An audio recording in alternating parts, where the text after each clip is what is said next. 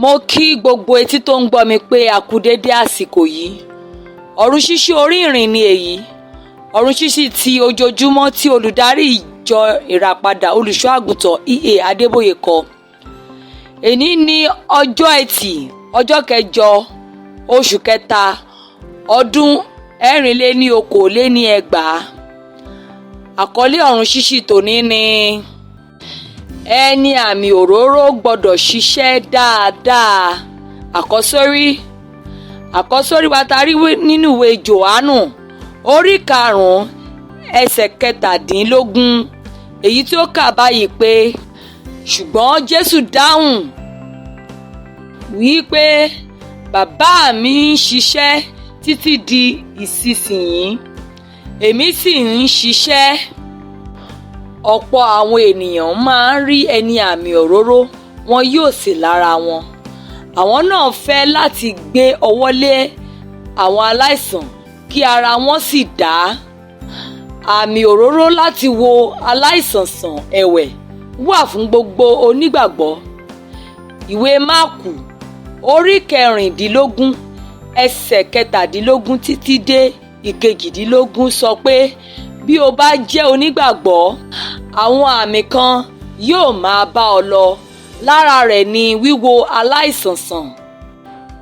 Nígbà tí ìwọ ẹ̀wẹ̀ bá wo Mátíù orí 8 ẹsẹ̀ 14 títí dé 18, ìwọ yóò rí i pé kété tí o bá rí i pé o ní ẹ̀bùn ìmúniláradá, àwọn èrò yóò máa wá. Jésù wo àna Pétérù sàn. Lẹ́yìn náà, ní ìrọ̀lẹ́, wọ́n kó gbogbo àwọn tó ń ṣàìsàn wá àti àwọn tó ní ẹ̀mí èṣù. Ìròyìn náà tàn débi pé ọ̀pọ̀ àwọn ènìyàn ló wá bá a fún ìmúláradá.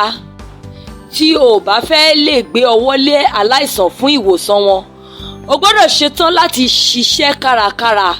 Ìwọ yóò wàásù, woni sàn, ṣe àwòtán oníròbìnújẹ́ ọkàn. Tí ẹnikẹ́ni bá wà nínú wàhálà kankan, wọn yóò pè ọ́. Ìwọ yóò tún ṣe ìtúsílẹ̀ àwọn òǹdè.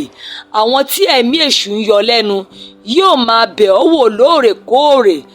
Àti pé gẹ́gẹ́ bí Éfésù orí 6 ẹsẹ̀ 12, lílé ẹ̀mí èṣù jáde wà lára ìjà ẹ̀mí.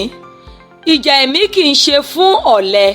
Nítorí náà, tí o bá fẹ́ kí a fi àmì òróró yàn ọ́, o kò lè ṣọ̀lẹ.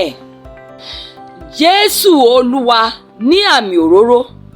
Iṣẹ́ àwọn Àpọ́stólì orí 10 ẹsẹ̀ 38. Ṣùgbọ́n ní Máàkù orí 6 ẹsẹ̀ 21, ó ní láti sọ fún àwọn ọmọ ẹ̀yìn rẹ̀, ẹ jẹ́ kí a sinmi díẹ̀, nítorí kò sí àyè láti jẹun pàápàá. Tí o bá fẹ́ àmì òróró ní tòótọ́, o gbọ́dọ̀ ṣetán láti ṣiṣẹ́. Mi ò sọ èyí láti dẹ́rùbà ọ́, mò ń sọ láti pèsè rẹ sílẹ̀, nítorí ẹnìkan tó ń ka ìwé kíkà ojoojúmọ́ yìí yóò gba ìfàmì òróró yàn alágbára láìpẹ́ ní orúkọ Jésù. Àmín. Ní ọ̀pọ̀ ọdún sẹ́yìn, olùṣọ́ àgùntàn Adeboye ni wọ́n ń sọ̀rọ̀ níbí. Mo ka Kọ́ríńtì kínní orí 12 ẹsẹ̀ 21 tí ó wí pé ṣùgbọ́n ẹ máa fi ìtara ṣàfẹ́rí ẹ̀bùn tí ó tóbi jù. Síbẹ̀, èmi ò fi ọ̀nà kan tí ó tayọ rékọjá hàn yín. Mo rí i pé Ọlọ́run fi òǹtẹ̀lú fún àwọn ọmọ rẹ̀ láti ṣe àfẹ́rí àwọn ẹ̀bùn tó tóbi jù. Nítorí náà, mo sọ fún Ọlọ́run, Olúwa, mo fẹ́ ìlọ́po àmì òróró Èlíṣà, Pọ́ọ̀lù, Pétérù àti Jésù nígbà tí ó wà láyé. Pa gbogbo rẹ̀ pọ̀ kí o tún wá sọ ọ́ di ìlọ́po. Ọlọ́run dáhùn, ohun tí ó léwu ni ò ń béèrè fún. Àwọn ènìyàn kò ní jẹ́ kí o sinmi. Mo ní kò burú. Báwo ni ara ṣe máa ń yá wa nígbà mìíràn? Mo wà ní òye kíkún nípa ìkìlọ̀ rẹ̀. Tí o bá fẹ́ láti gba àmì òróró ní tòótọ́, gba àdúrà fún tòní pẹ̀lú gbogbo ọkàn rẹ. Ka Kọ́ríńtì kínní orí 15 ẹsẹ̀ 10. Bíbélì ní ọdún kan. Jóṣúà orí 14 títí dé 17. Kókó àdúrà. Bàbá, mo ti ṣetán fún iṣẹ́ rẹ ní ibikíbi ní àgbáyé tí o fẹ́ rán mi lọ. Jọ̀wọ́ ró mi lágbára láti ṣe iṣẹ́ náà lónìí. Ẹ ṣé tí ẹ tẹ́tí sí Ọ̀run Ṣíṣí orí ìrìn ti òní.